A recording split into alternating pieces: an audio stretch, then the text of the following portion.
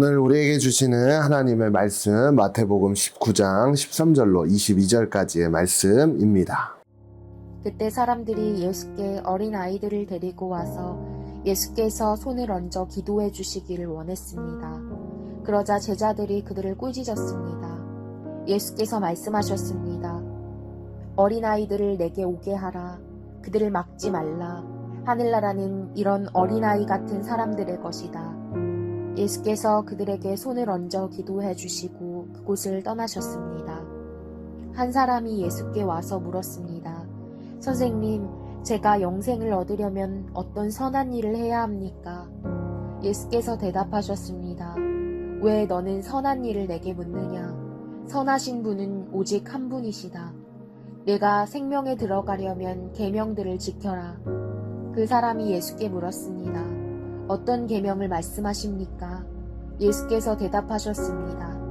살인하지 말라, 간음하지 말라, 도둑질하지 말라, 거짓 증언하지 말라, 내 부모를 공경하라, 내 이웃을 내 몸과 같이 사랑하라. 그 청년이 말했습니다. 이 모든 것을 제가 지켰습니다. 제가 아직 무엇이 부족합니까? 예수께서 대답하셨습니다. 만일 내가 완전해지고자 한다면 가서 내 재산을 팔아 그 돈을 가난한 사람에게 주어라. 그러면 내가 하늘에서 보물을 얻을 것이다. 그리고 와서 나를 따라라. 그러나 그 청년은 이 말을 듣고 슬픔에 잠겨 돌아갔습니다. 그는 굉장한 부자였기 때문입니다. 네, 여러분 오늘도 말씀을 잘 읽으셨죠? 함께 오늘의 문제 풀어보도록 하겠습니다.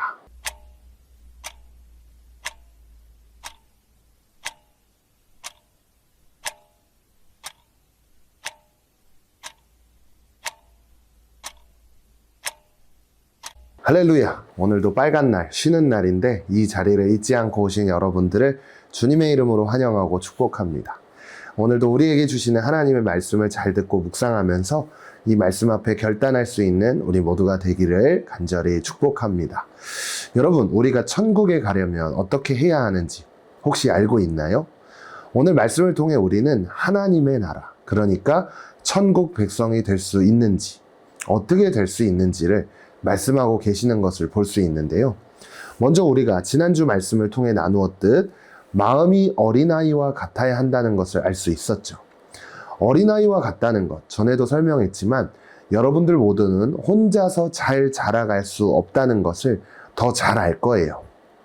부모님의 도움이 더 절실히 필요하기도 하고 올바른 신앙 교육을 받기 위해서 이 다니엘 소년부 공동체가 필요하듯이 여러분들은 누군가의 도움이 분명하게 필요하다는 것을 알고 있을 거예요. 마찬가지로 하나님 앞에서 어린아이와 같아야 한다는 것은요, 나는 하나님의 도움이 필요해요 라고 고백할 수 있는 마음, 그 마음을 가진 사람이라는 거예요. 이런 마음을 가진 사람, 그 사람들만이 천국 백성이 될 수 있다는 것을 기억했으면 좋겠습니다. 그리고 또 한 부류의 사람이 오늘 말씀에서 등장을 하는데요.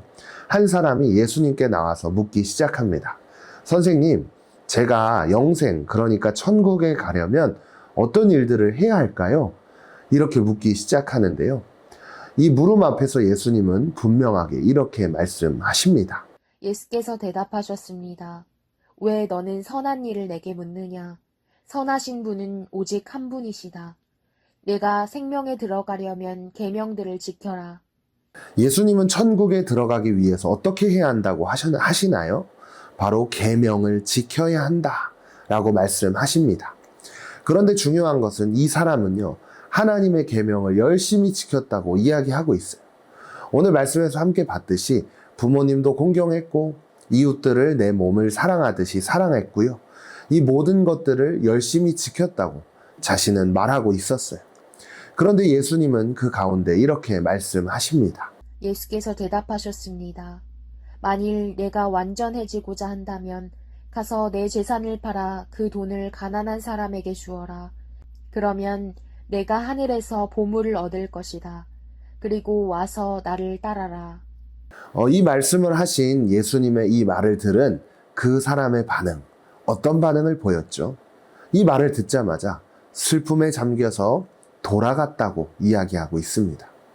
그리고 그 사람은 어떤 사람인지 오늘 말씀을 통해 알 수 있었는데요. 아주 굉장한 부자였다 라고 이야기하면서 오늘 말씀이 마무리가 된 것을 볼 수 있습니다. 많은 사람들이 이 부자 청년을 보고 부모님도 공경하고 이웃도 열심히 살피면서 사랑하는 모습들을 보면서 아, 저 사람은 진짜 대단한 사람이야. 분명 천국에 갈 수 있어 라고 생각할 수도 있어요. 하지만 예수님의 눈에는 그게 중요한 것이 아니었죠. 예수님은요, 겉으로 보여지는 행동이 아니라 그 사람 중심, 그러니까 그 사람 안에 있는 마음을 보신 거였어요. 이 청년은 분명 계명을 지키고자 그 누구보다 열심히 노력을 했을 거예요. 예수님께 예수님, 저 부모님도 공경하고 열심히 했어요 라고 이야기한 이유, 바로 이런 이유 때문이지 아니었을까요?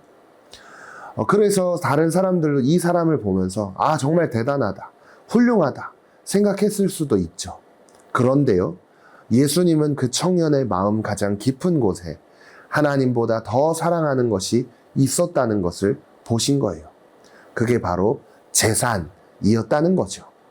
겉으로는 하나님을 잘 섬기는 것 같아 보였지만 마음의 중심에는 하나님이 아닌 돈이 자리를 차지하고 있었던 거예요.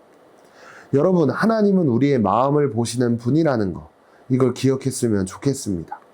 교회에 빠지지 않고 나오는 거, 찬양을 열심히 하고 성경을 많이 아는 거 매우 중요하죠. 하지만 우리가 천국 가는데 가장 중요한 것은요, 바로 나의 마음이 하나님을 향하고 있는가입니다. 하나님보다 더 소중하게 여기는 것, 하나님보다 더 의지하는 것, 하나님보다 더 놓지 못하는 것이 있다면 오늘 부자 청년이 가진 재산과 같은 것일 수 있다는 거 기억했으면 좋겠어요. 그래서 오늘 이 말씀을 통해 우리의 마음을 한번 돌아봅시다. 다른 것이 아닌 하나님을 의지하는 마음으로, 예수님을 의지하는 마음으로 준비되어 있는지를 돌아보면서 오늘도 결단하기를 원하는데요. 첫 번째, 부자 청년이 영생과 재산 사이에서 고민했던 것처럼 하나님 말씀대로 살아가려는 나를 망설이게 하는 것이 있다면 무엇인가요?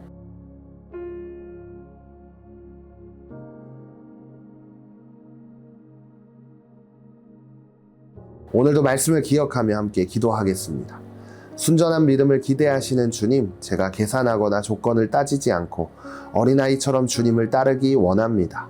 예수님의 이름으로 기도드립니다. 아멘.